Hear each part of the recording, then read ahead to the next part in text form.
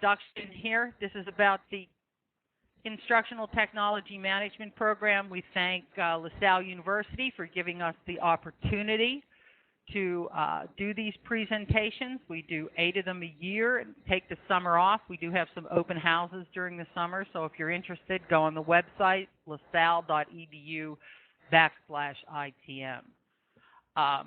Are you ready to learn on a screen, online, and more every day on a device? So that's really what the Instructional Technology Management Program is all about. It is about corporate, institutional, organizational e-learning. We deal with adult learning. This is not really K-12. And it's a master's degree. I just had somebody in my office this week asking me, are there any jobs out here? You know, in this economy particularly, that seems to be one of the #1 questions. So if you're interested in learning what the opportunities are from a job standpoint, I suggest you go to ASTD, put in some of the keywords from this presentation and see the hits you get. Or go to Monster and or any of the job sites, really.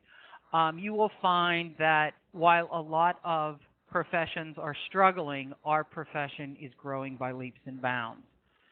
So here's some of the titles that you might want to put in there to find jobs.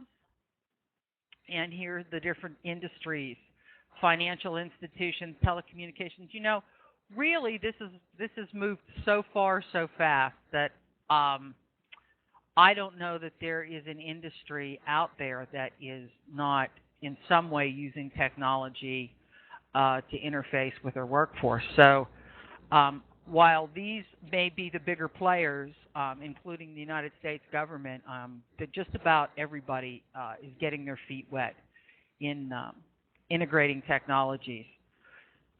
Companies hire under many different titles.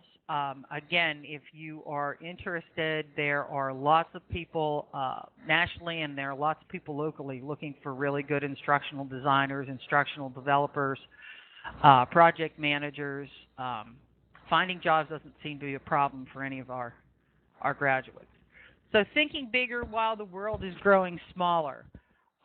Globalization, multicultural, multinational, diversity. More and more we are working on virtual teams. More and more we are a global workforce. And ASTD has picked these careers as some of the top 25 careers for the years ahead.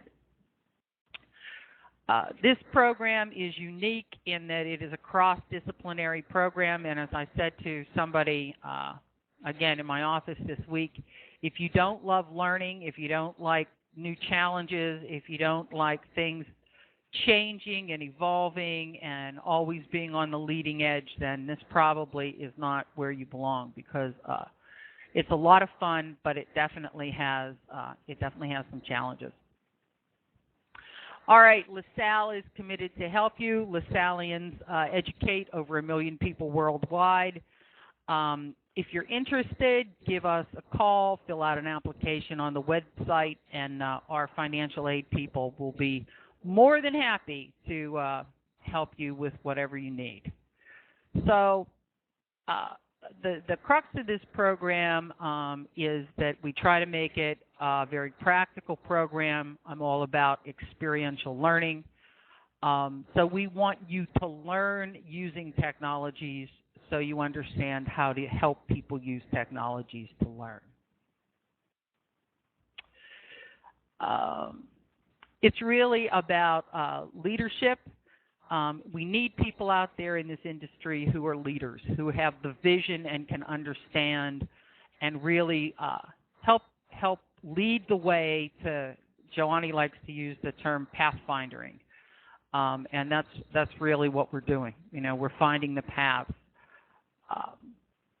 LaSalle's mission and our mission go hand in hand. You know, education should be useful, it should be practical, and then you should be observant. So all that being said, Our program is 100% online. We have a blended format in that we use a lot of different kinds of pedagogy. We use a lot of different kinds of technologies, and we get together 3 times a year.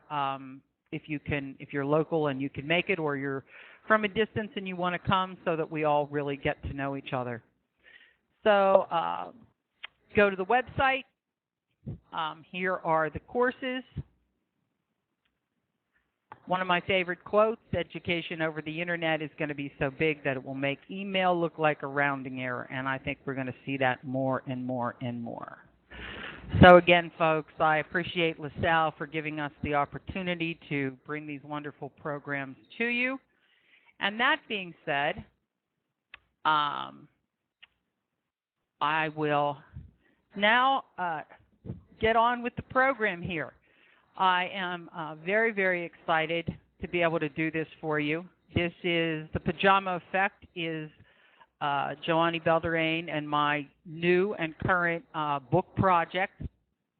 I've done this presentation about 6 times since the beginning of the year, including I did it at Sloan this spring, and it's been extremely well received every time. I think one of the reasons is we're starting to understand as a community that success out here in the virtual workplace is more about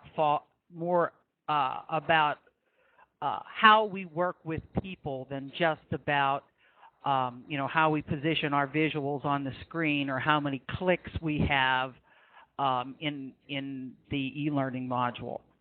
So that being said, I'd like to introduce you to the Pajama Effect. And you folks know who I am. And this is our guest from Germany this morning. This is Yoany. And, there are her addresses. Anybody who would like a copy of this presentation, just shoot us an email, or when Lynette puts the archive up, we'll include a PDF, so you don't have to worry about writing all these things down. What is the Pajama Effect? The Pajama Effect is the ability of those connected via digitally mediated communications, such as telecommuters and online learners, to blend their private and public lives while remaining highly productive as they work, play, and learn online. So when we're talking about the Pajama Effect, we're talking about more than just you working virtually. We're talking about a change in lifestyle. We're talking about a psychological change. We're talking about a behavioral change. Why is this so important? Well, now 28% of the workforce works online at least 1 to 2 days a week. 50 million U.S. workers, about 40% of the working population, could work from home. And this is really, really important. One of the reasons it's so important is, I don't know if anybody's been to the gas pump lately, but I just filled up my son's Xterra this morning, and it was $68. So the opportunity to work at home offers us many, many savings. 102,000 federal employees now work at home, and we've passed a law. The federal government has passed a law that will encourage more people from working at home. By 2013, the number of telecommuters is supposed to increase significantly. So the people who are the Pajama Effect are increasing. The other thing I think you want to take a look at here is we're not talking about people being as successful. We're talking about people being more successful. Jack Niles first coined this term telecommuting in 1973.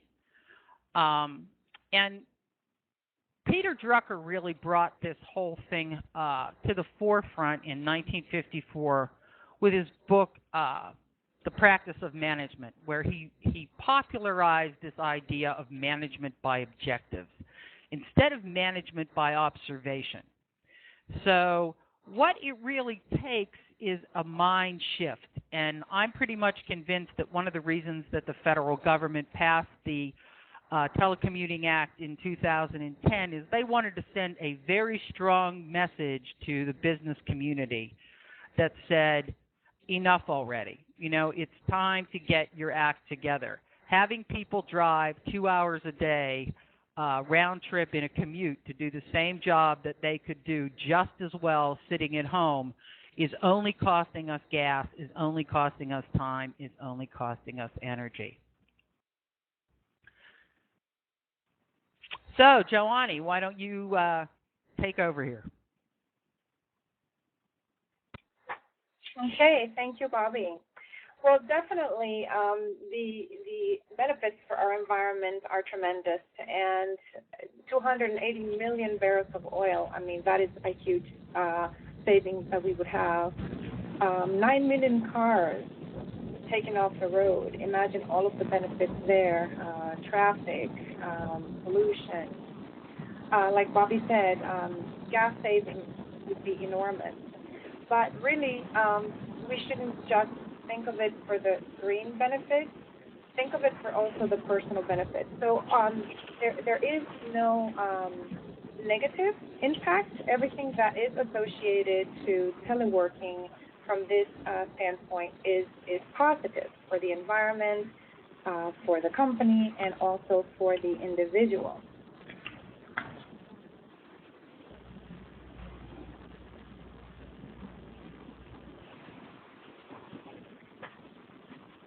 If we look at it from the individual's perspective, we can see that if we look at all of the telecommuters, each company would approximately save $20,000 per year per employee. That is a huge savings. For the employee, think of the all of the different things that he or she will no longer need. The person will definitely save in gas, in tolls for the roads, but also in clothing, anything that is related to your work expenses. The individual will benefit from those savings. Right now, about 79%. Oh, Bobbe, I see you went on to the other slide. Okay, go ahead. Sorry, I'm back. Just give me a high sign when you want me to. Just say change, then I'll change. All right. Okay. So you're driving. Okay, you can do the driving. So yeah. what we see with telecommuting is that the individual, because he or she has less things to worry about, as you will see as we go through our presentation, they have an increased productivity level. The office expenses are reduced for the company, and also they don't have as many employees absent. For example, if my child is ill, I don't have to take a sick day. I can just, work from home and also take care of my sick child. There's less turnover, like we said, reduced travel time, less road repairs for the city, less gas consumption for everyone, and just huge savings. Okay, Bobbe. This one's yours. All right, so what do we want to do today? We want to find out a little bit about what the pajama effect is, but most importantly, how does it affect you? One of the things about the environment that we're going to talk about is in the virtual environment, you are being asked to respond in certain ways. So what we've come up with after really 10 years of being out here working with people, Yoany was an instructional lead at Florida Virtual School, and I've been teaching and mentoring faculty online for a long time now. Really out of frustration, frustration of seeing really good, really successful people not be able to make the jump to a virtual environment, and asking ourselves, like, why? Why are these people less successful in this environment than they were in the face-to-face environment, and how can we measure this and how can we help this? I also want to add, folks, that we have an instrument, a respondability index, under construction, so that if you want a copy of that, if you want to take the index, just let me know, and I'll be happy to send you a copy for free. You know, we thank you for being part of this. So what we want to do is we want you to be able to recognize what these respondabilities are, and they're your ability to respond to things that are coming at you in the virtual environment that are really very, very different. It's a very different environment than your mom and dad's environment, or even your environment growing up. You know, there are some people who are a little more attuned to this, but not too many. You know, the digital natives are coming into the workforce. So we want you to recognize what these attitudes and behaviors are, and that they can be learned. We want you to think a little bit about the environment that you're working in, the characteristics of the virtual workplace. We want you to determine what your strengths are, because, you know, it doesn't really matter what my strengths are, but it does matter what your strengths are, and how you can, if you are someone who is working or learning in the virtual environment, how you can help yourself. That's really what this is all about. And we want to develop some practical approaches so that you can be very successful out here. All right. Go ahead. Yoany, it's yours. Okay, so Bobbe mentioned about the characteristics of the virtual environment. What are they? When we first look over them, they definitely sound like an oxymoron, but we will go into a little bit more detail just so you can see how it all fits together. The virtual environment is one that is open and flexible, but grounded on a common business vision. It's also very vulnerable to change, but highly adaptable. Not only does it provide personal privacy, but at the same time, it demands collaboration across boundaries. It pushes you out there. The virtual environment is also highly informal, but results-oriented. You have to focus on getting the job done. Because you are working from a remote location and your colleagues are also in a remote location, it is geographically detached, but it's virtually connected. And part of what we will do here today is also talk about the different digital technologies that we have today and how they play a key role in keeping us connected. Next slide. Oops, wait, sorry. Go back, because what I want to do here is explain a little bit about each of our characteristics, so we can see how, even though they sound like an oxymoron, they indeed fit together. For example, the virtual workplace must be open and flexible, but grounded on that common business vision. What this means is that because the office is never really closed, you still have to have hours of operation, but flexible. You still need to draw the line and say, okay, I'm going to sleep now. Also, you check your email on the go, whatever gadgets you may use. You can reply from the gym or while you wait at the dentist's office. But to be open also means that you must be open to new ideas and the new ways of doing things. Because in the virtual environment, we do things differently. So whatever you've done in the past will not necessarily work in the virtual environment, and you have to come in with an open mind. You must ground yourself on the common business vision of your company, of your organization. Why? Because if you don't, then you are in danger of not knowing where you're headed or what is expected of you. When you and your colleagues are grounded on that common vision, then each of you knows where to go. Each of you has a common goal, even if you don't agree on every detail, but you must have something that binds you together, okay, and increases that trust also. That also helps with the organizational culture when all of you are working toward the same goal. The second one, the virtual workplace is very vulnerable to change, but is highly adaptable. This ties to flexibility and openness, but you must always expect the unexpected. Change will be your only constant, and you will be in a state of perpetual motion. There, it takes the time to actually just, okay, think about it, stop, breathe, take a moment for yourself. You also have a lot of flexibility. You have personal privacy, but because you work in this digital environment, you must collaborate, you must reach out to others.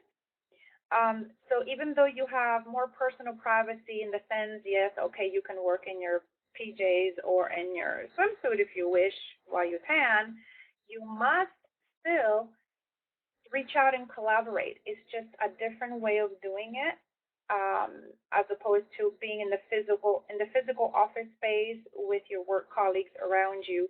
Then you don't have as much personal privacy. In the digital office, you will see that. Hi, folks. This is Bobbe. I'm not sure what happened there. Give me a thumbs up in the chat if you can hear me. I had to dial in, so.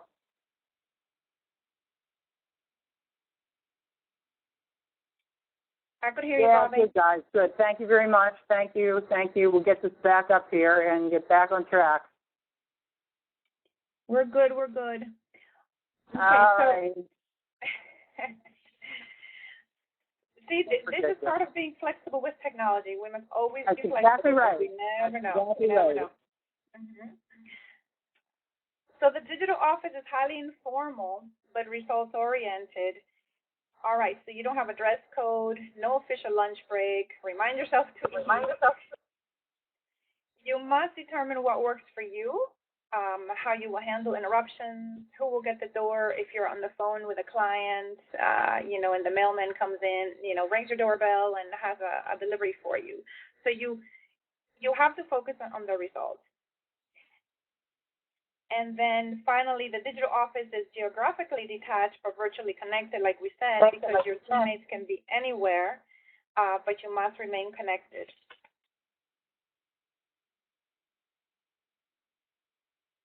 All right, so we're on 15, Yoany, just so I'm back on sync here, geographically detached but virtually connected, right?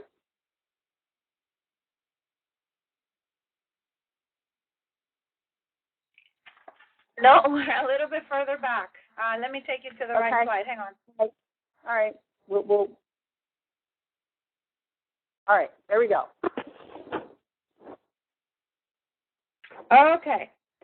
Acting with autonomy ties directly with the open and flexible environment that you are in, that brings you together through that common vision. And when you act with autonomy, you have to be confident that you have the skills to get the job done. You may not have all the resources, but you know how to access them. You know how to find the information that you need. This also means that you understand the company's goals and conduct your daily responsibilities in accordance to the company's vision, okay?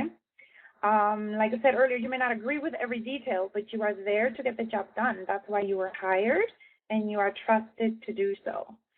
So in the digital office, you will sometimes be put on the spot, and you will be pushed to make a decision about an issue or take action on something. You don't always have that opportunity, like, in the traditional office, to just talk to someone around the corner. You may not be able to call your boss or your colleague and ask what they think. So you will have to make the decision at that moment and also take responsibility for the decisions you have just made. So you're definitely more autonomous in the digital office, but you also need to understand that you are taking responsibility for that autonomy, okay? So it's how it ties with being grounded on the common business vision is that when you have that, you will know where you're expected to go. And Bobbe, the next one is yours. Yeah, we're going to kind of pick the pace up here a little bit because we We want to get through this so that we can have some discussion about it. Vulnerable to change but highly adaptable. What this requires is you to set and enact priorities. And most importantly, enact priorities. People are pretty good at setting priorities, but it's sticking to those priorities and putting those priorities into action. The reason that there's a picture of a skier up here is if anybody has ever tried to downhill ski, there's a lot of different things you have to worry about. You have to worry about the fault line. You have to worry about traversing the hill. You have to worry about the edges of your skis, blah, blah, blah, blah. But the most important thing you have to keep in mind is getting down the hill. You know, and that's really what it boils down to. You need to keep in mind what you need to accomplish. And it doesn't matter what all these other things are. It's important to be able to enact those priorities, act with autonomy, and enact those priorities to get done what you need to get done.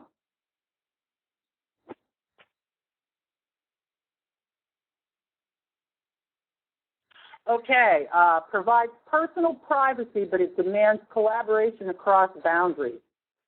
What this really means is you can't act in isolation. You have to be creative and productive at the same time. So all of the constraints that were there and the structure, the formality that in a lot of ways gave people security in the traditional office are gone out here in the virtual office. So it's not just a question of doing it, but it's being resourceful enough and innovative enough to get the job done pretty much no matter what. Because what this environment will let you do is this environment will let you shoot yourself in the foot much more readily than a traditional environment.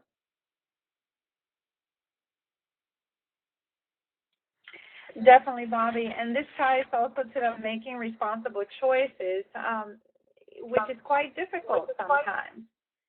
On one hand, you have been given all this flexibility, but on the other hand, you don't know necessarily how to schedule your day, how to keep track of your work. Can you hear me? It says my audio has been disabled. No, your audio hasn't, but everybody who is not a presenter, there was reverb in the background, so I just turned it off. We'll open it up later. All right, there we go. So on one hand, you've got all this flexibility that you're not used to having before. But on the other hand, you don't know how to deal with it. You don't know what to do with this flexibility. Maybe it reflects on the way you schedule your day. Or maybe you don't know how to keep track of your work, what got done, what needs to be done. Maybe it has to do with how to fit your family in the big picture. This is a new routine for everyone. You may even be working more hours than before, than going to the traditional office. Maybe you're not working as many hours.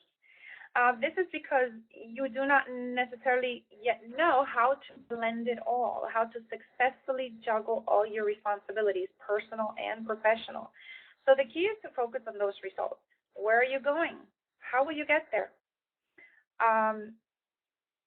For example, if you have a small child, you might have to invest in a babysitter for a few hours a day so you can work on that very important project. Otherwise, you may be dividing your attention and nothing really gets done properly, and you end up with a mediocre product, and also the child doesn't get enough attention. So really, your personal life is important. Your professional life is important. We need to find a balance. Aligning connections. Next one, Bobbe. Oh, there we go. Aligning connections has to do more with how we connect to others digitally. What technology should we use? For what purpose? How much is too much?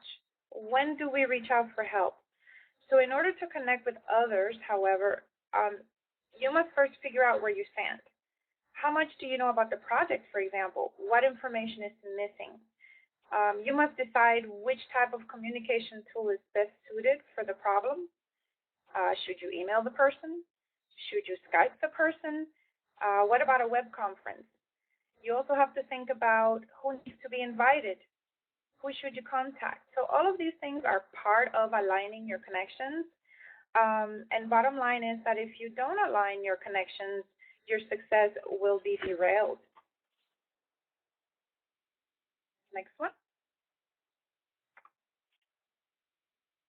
All right. So to review the 5 responsibilities, these are all actions. They are behaviors that we can learn, so we can be able to successfully blend our private and our professional lives and successfully get the job done without neglecting our personal life. I'll never forget when I first started working virtually, my children figured out that if they wrote me a message on a sticky note and posted it on my screen, that they would get my attention. And, I look back at that and I'm like, oh my goodness, I was neglecting my kids. But no, little by little, you learn to figure out what works for you. And by the way, some things that may work for you may not work for others. But these 5 responsibilities are learned behaviors that everyone can learn, and that is the good news. All right, we're going to try to pick up the pace here a little bit because we've got some case studies for you.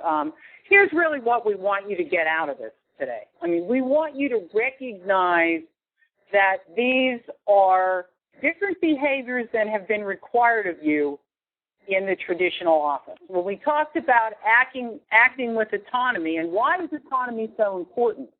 Autonomy is so important because you're out here by yourself.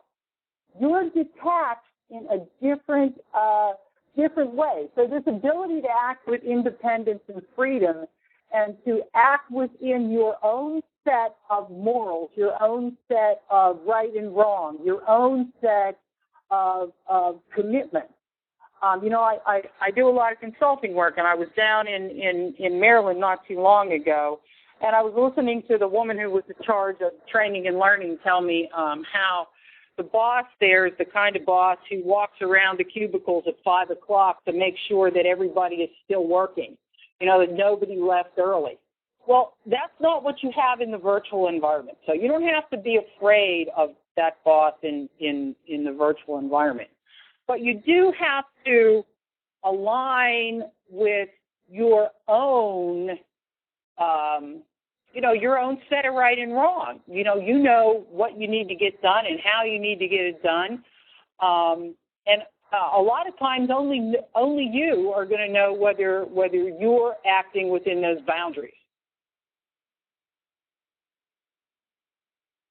So, this is the old, can you really think out of the box? Everybody who knows me knows that the answer to this question is no. You can't think out of the box. We spend a lot of time talking about think out of the box, be innovative, think out of the box, but you really can't do that. But what you can do is you can get a bigger box. So when you ask yourself, what am I thinking? Because autonomy starts with your thinking. If you can't think autonomously, I absolutely guarantee you can't behave autonomously. So ask yourself, where am I on this quadrant? Am I in the bottom of the box or am I in the top of the box? Am I inspired or am I motivated? What's the difference between inspired and motivated? Well, inspiration is internal, motivation is sort of external. And you really, when you're talking about autonomy here, you really need to get honest with yourself as to where am I? Am I doing this for my own self? Am I doing this because it's what I want within my boundaries? Or, am I doing this to get the approval of somebody else? Am I worried about somebody's judgment? And I guarantee you, if you get in the bottom part of this box, and you start functioning out of fear and loss, all of a sudden you're going to have a very difficult time functioning in the virtual environment.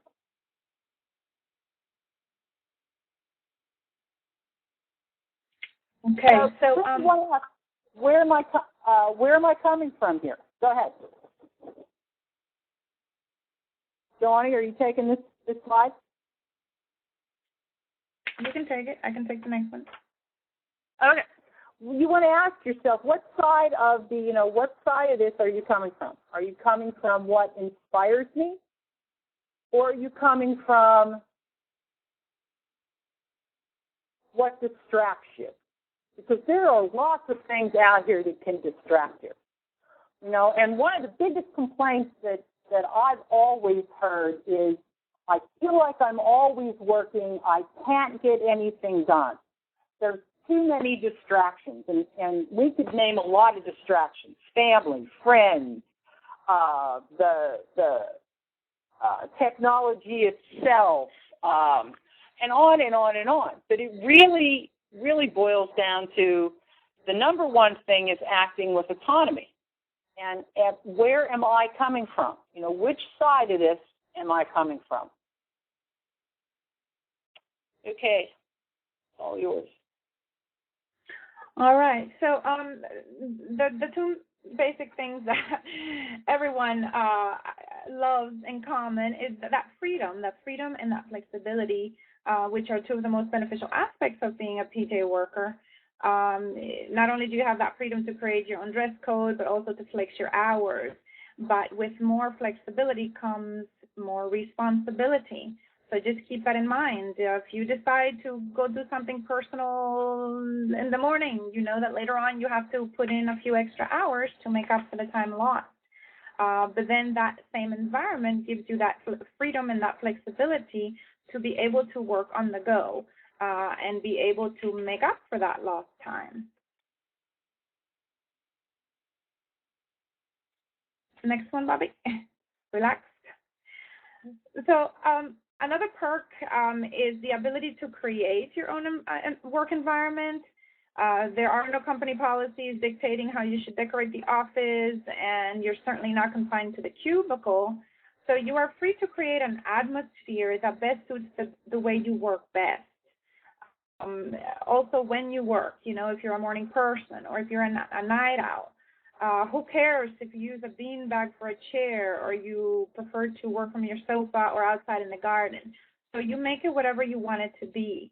But at the same time, keep in mind that you are responsible. It all goes back to remaining focused, and you are responsible for getting the job done. Okay, Bobbe, next one is yours. Yeah, I'd just like to jump in there real quick with that, too. It's important that you're relaxed doing this, because if you're always on edge, if you're always worried about somebody else's approval or the judgment of someone else, or am I good enough, or did I do it right, or is it, you're going to have a very difficult time out here because you're in the bottom of the box. Set and enact priorities. Again, so we keep up on the pace here. It's not the setting of the priorities that are important. If you look at what we've been trying to teach people in leadership, and we have this thing called time management, which doesn't even exist. We can't manage time. We can only manage ourselves. But we have, for the last 50 years in performance and leadership, sort of thrown at people what I'm going to call bubblegum time management policies. And some of these schemes, you have A, you've got B, you've got C, you've got C1, C2, C3, all charted out in Outlook, The bottom line with all of that is you don't need to do any of that, but what you need to do is come up with something that works for you. Whether it's a do list or whether it's something you just keep mentally. Because you're vulnerable out here to an awful lot of different stimuli. Your cell phone rings and you react to that chime. The email buzzes and you react to that chime. So that you're vulnerable to reacting as opposed to acting. And that's very important, that you understand that you and only you can set boundaries. That it's your responsibility To say I'm at my son's soccer game, I'm turning the BlackBerry off, and on an hour I'm not going to answer emails. I'm not going to answer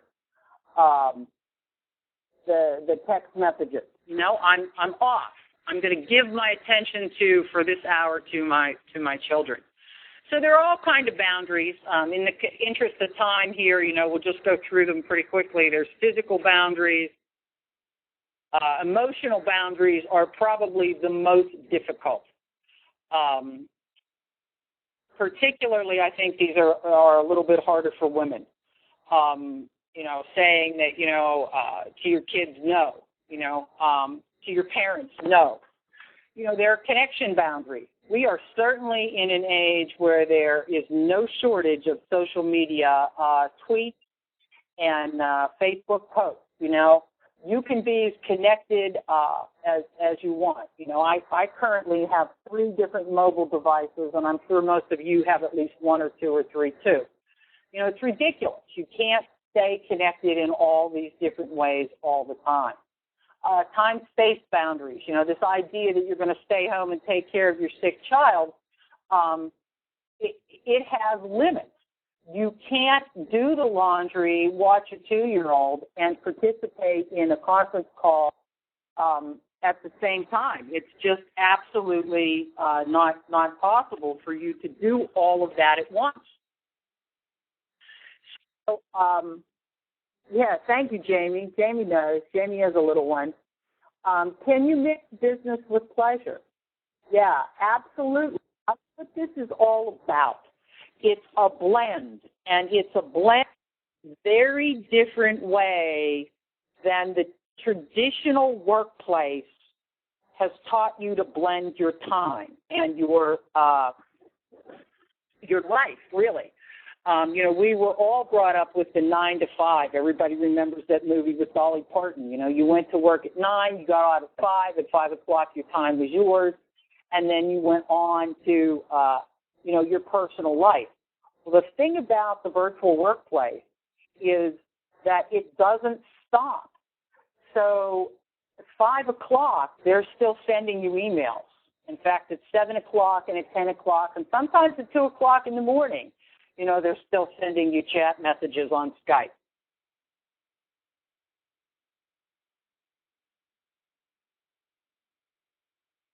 So what you have, you run the risk of here is you run the risk of derailing your own success. If you don't act with autonomy and you don't set those kind of boundaries and you don't enact the priorities that you yourself have created, which may, certainly be in alignment with your vision of the business or the company that you're working for. But, you run the risk of derailing yourself. And that's probably what we see, or what I've seen, time and time and time again. We have some case studies here, so I'll wait to tell you some of my stories. But I have seen very good, very bright, very intelligent people shoot themselves in the foot time and time and time again. Yoany, is this next one yours or mine or me? Okay. So what this is all about is in your typical environment, in your workplace environment that is more traditional, you have lots of signs and symbols that are there to remind you that you're working.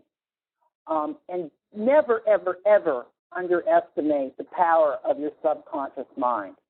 The same way you used to bring loving pictures of your kids into the office, it may not hurt to put a picture of the company logo up by your virtual desk to remind you that when you sit down at that desk, you're working. If you have your office in a place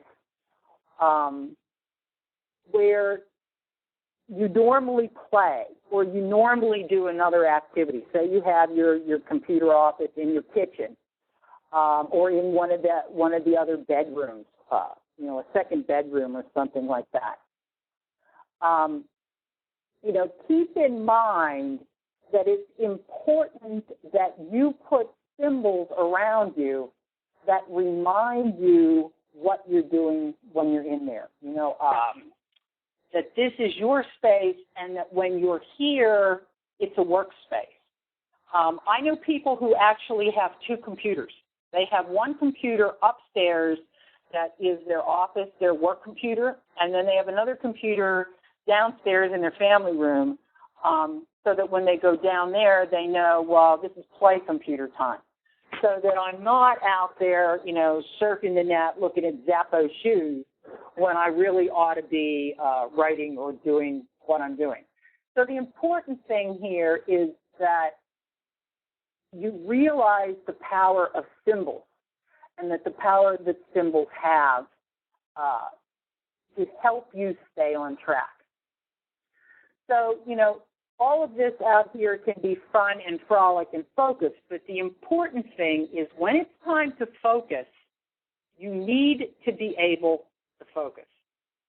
So if that 2-year-old is crying and you're trying to get that report done, the odds are that especially if you're a mom, the odds are that 2-year-old is going to win. Being creatively productive. Again, in the interest of time, we're going to move along here. We're going to read a lot out there about innovation. Innovation, you have to be innovative. You have to be innovative, you have to be innovative, you have to be innovative. So what does that really mean? What does that really mean? Well, what that means is out here in the virtual environment, you've got this degree of privacy, personal privacy that you didn't have in the work environment. So what this allows you to do is this allows you to make a whole lot of excuses. So if you are the kind of person who makes excuses for your public or private life, not to mention anybody on the screen there, this environment is going to let you do it. It's going to allow you to say the computer got a virus, my mother is sick, my son had to run to soccer practice, whatever it is. And what you need to focus on is, why am I doing that? And what do I need to be creative so that I can be productive? And a lot of times this comes back to we're judging ourselves. We're afraid. We're operating, again, from the bottom of that quadrant. We are either afraid we're not going to get the job done on time, or we're afraid within the process that we have done something wrong, so we make an excuse. And that really is nothing but fear. You cannot come to creativity from the place of fear. So here's a few strategies. When you're working, try not to judge yourself. Most of us are our own worst critics. Have fun. Associate with other people. Use your senses. Try to do something new. Change the perspective up. And most importantly, delete the word I can't. I can't get it done. I can't do it. Virtual time is just different. This is a world that does not stop. It does not stop. If you're working out here, as much as you say, I'm signing off at 5 o'clock, I'm not going to work after 5 o'clock, I'm done at 5 o'clock, the next day you'll be on the phone to a conference call because you have to. It's 8 o'clock in India, and you need to meet with those people, so you have to be flexible. And it is a global world. It really allows us to be 24/7, 365 connected. So you may have to, be a little creative. Order pizza for dinner. Find different ways to get things done so that you can be productive. Go ahead, Yoany, this is yours. All right. Thanks, Bobbe. Making responsible choices has a lot to do with that self-awareness. And we already said that you must be able to trust in your ability to get the job done. So therefore, if you see that something is not working, not only must you reach out to others and get help, but also reflect on what kind of personal growth and professional development do you need to experience in order to enhance your ability to make those responsible choices. In some cases, you may realize that the reason you're not able to make a decision about an issue or to get the job done is because you don't have enough knowledge. It may come from self-reflection. In other cases, you may be completely unaware that you're lacking a particular skill or a particular knowledge until someone else calls it to your attention.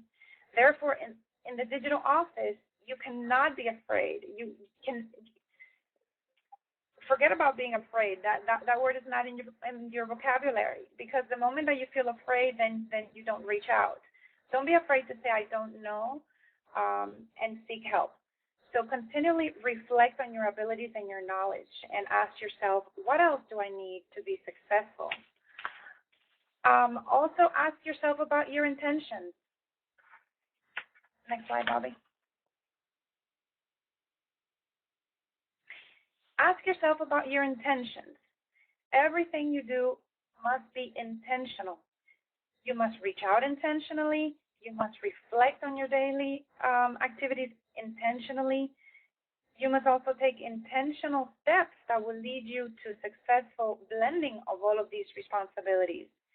And like Bobbe said, you need to act, not react, and respond according to the situation.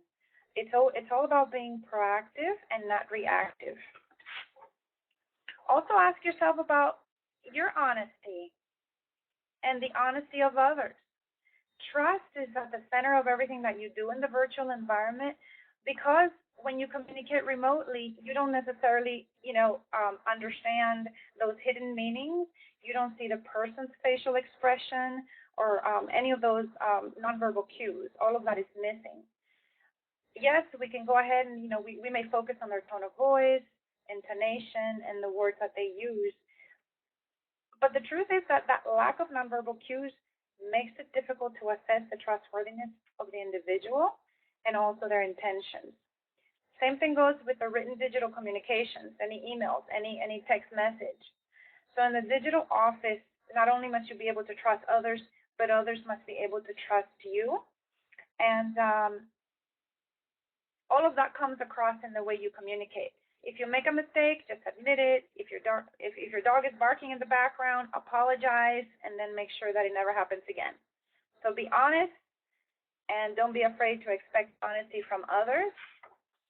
Also take the time to examine how you connect with others, but also if you find yourself making excuses, like Bobbe said, make sure that you understand that is your responsibility.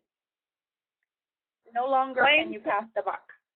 Yeah, hang on. Wayne just gave us a heads up here in the chat room, and he has a question, Yoany, and the question is, thank you for putting this together. I do have one question, though. How do you separate work from personal life when you work from home? You want to try that real quickly? Yeah, okay, I can try that. Definitely. How do we separate the two? That has to do with drawing those boundaries. When we talk about blending, it has to do with, we're living our personal life and also conducting our work from the same location. But you need to draw those boundaries, those physical boundaries, emotional boundaries. If you don't have an actual physical space to call your office, find which area of your home, for example, can be that office space for you. But when you're there, make sure that there are emotional boundaries put in place as well. Talk with your family. If you have small children or not, older children, they can also create interruptions. Any pets, talk to your spouse. Your family needs to buy into it.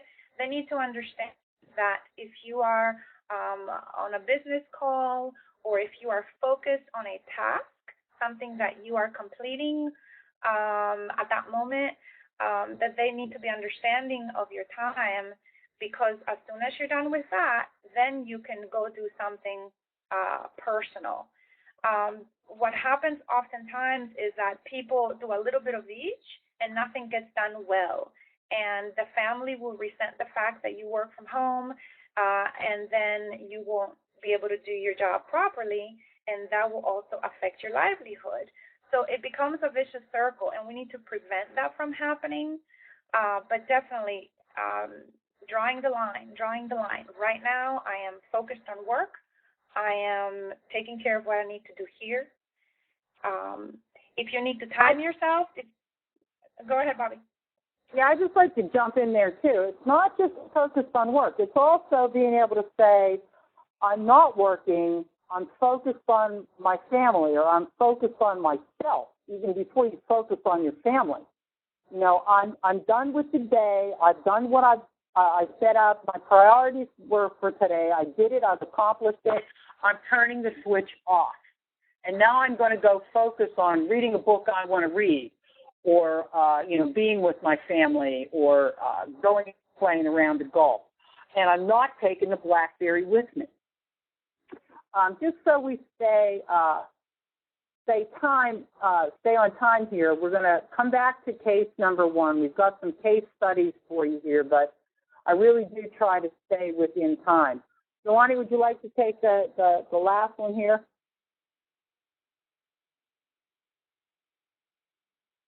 Okay, aligning connections. Yeah, I'll go ahead and give it a shot. So, working on the go. We're working on the go. Also, we are listening differently. Bobby, take me to that slide. A new way of listening.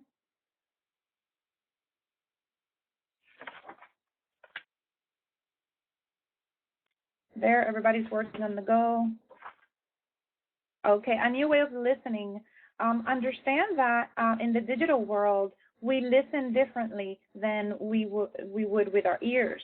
Like I said, the written word, the power of the written word, the power of listening. We need to actively listen when we are in that web conference, when we are on the phone with a client. We need to actively listen. So it's not just relying on our ears in the normal way that we're used to, but we really need to make the effort. Now, I wanted to go to the next slide, Bobby, the one with the 2 graphics. Okay. If we take a look at these 2 graphics here, which one do you think represents a good communication model for the virtual environment? The one on the left of your screen or the one to the right? Type real quick in there in the chat box for me if you think left or right. Yes, Smith says the right. Okay, a lot of people saying the right. Here's the deal. Okay, one of them is dysfunctional. Now, those of you that say on the right, when I first saw this, I was like, okay. The one on the right side, you've got, this person connected to this other person. Everybody's connected. But when you take a closer look, who is moderating? Who is in charge of the flow of communication? And this creates a problem. So just think of this for a minute. When you have a virtual team, when people are connected through digital technology, there needs to be someone in charge of the flow of communication. Otherwise, nobody knows who is in charge. Nobody knows where the communication is coming or going. We can draw more lines on the left and connect all the people around the circle. But the main point to take home here is that someone needs to moderate all of this communication in the digital workplace. So if you are the leader of a team, you need to take that at heart and follow through to make sure that all of the people that have joined you understand what is, what the agenda is and all of that. Otherwise, it's potential for chaos. Okay. Next slide. I'd just like to add that we're gonna finish up, kind of wind it up here, but I think that's huge. Even if you're working out here, on your own. The communications can be totally overwhelming. totally overwhelming. Who am I supposed to be in touch with when? How am I supposed to get there? Are we on Skype? Are we on IM? Are we on Pronto? Are we doing this? Are we doing that? How are we going to get in touch? Should we be? I mean, it's overwhelming. And the human psyche was never meant to do this. So, you really need to start with, again, that autonomy and go from there. You need to be in charge. Let's do this one case, and then, we'll wind it up. And if anybody wants to stick around a little bit, we'll be here for some questions and answers. Mark works for a global pharmaceutical company in California. The company has production facilities in Austria and in the U.S. Mark has asked to develop new marketing strategies for the European market, but he doesn't understand much about it yet. When he contacted his Austrian colleagues via email asking for help, Mark was inundated with email responses and ideas. Mark, however, is having a hard time understanding what they mean. He is frustrated with all the long emails back and forth. How can Mark better align his connections? So I'm going to open it up, folks. I'm going to open up the audio. And anybody who would like to contribute to this? This is Mavis. Hi, Mavis. Hi, how you doing? I think this is where definitely he needs a go-between, since he's having a hard time communicating as far as what he thinks they mean. So I think he definitely needs, this is where, again, you need someone to moderate exactly and align his connections with the people in Australia and himself. So he definitely needs a contact.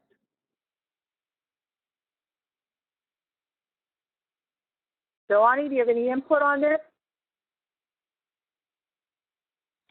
Could you repeat that, Bobbe? I lost you there. Do you have any input on this case? Okay, how can Mark better align his connections?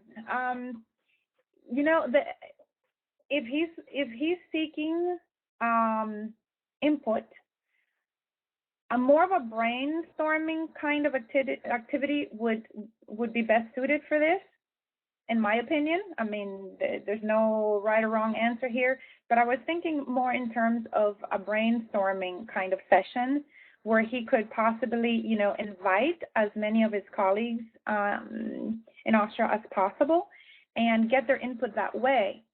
Otherwise, it becomes very hard to manage all of the input. So taking a brainstorming approach, in my mind, would be more effective in this case. And then he could sort of go back, think about it, consider some of those options, those ideas that were shared, consider the pros and cons, come back to the group for a second session. So that's what I was thinking along those lines. But there's definitely no right or wrong answer. There could be a better strategy than another. So, yes, taking in time the time difference for sure. So all of that is also part of deciding what to do and when to do it. And yes, even there is a huge time difference, these virtual teams have to pull this together all the time.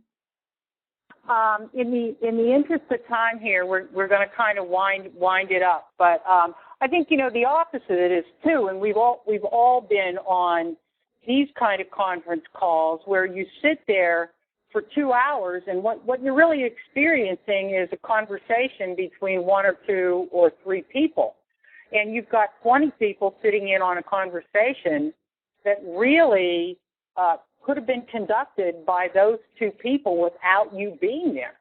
So the real point here is aligning your connections. Figure out how to use the technologies and how to make those connections the most beneficial and the most productive for everybody concerned. I'd just like to wrap it up here. Again, if you want a copy, please, feel free to ask us. We want you to remember these things, though. We want you to remember the 5 responsibilities, that you need to act with autonomy. You need to enact priorities. You need to be able to be creatively productive. You need to act responsibly. And 5, you need to align your connections. And this is really all about taking charge of your life guilt-free, without fear, and functioning as an independent, autonomous person out here in this environment. So that being said, I'd like to thank everybody, especially Yoany, for joining us. We do try to stick to the time. We went over a little bit today, but I do try to be very constant with the time, because I realize, a lot of people have to grab a sandwich or a piece of pizza before they go back to wherever they are and whatever they're doing. So we thank you very much for coming. Enjoy your summer, folks, and I hope that we will see you all in the fall for lunchtime learning with instructional technology management and ITM. Yoany and I will stick around for a little while. Again, we will be mailing you the instrument. We'd appreciate you taking it and giving us some feedback, and have a great day. Enjoy this beautiful day in May.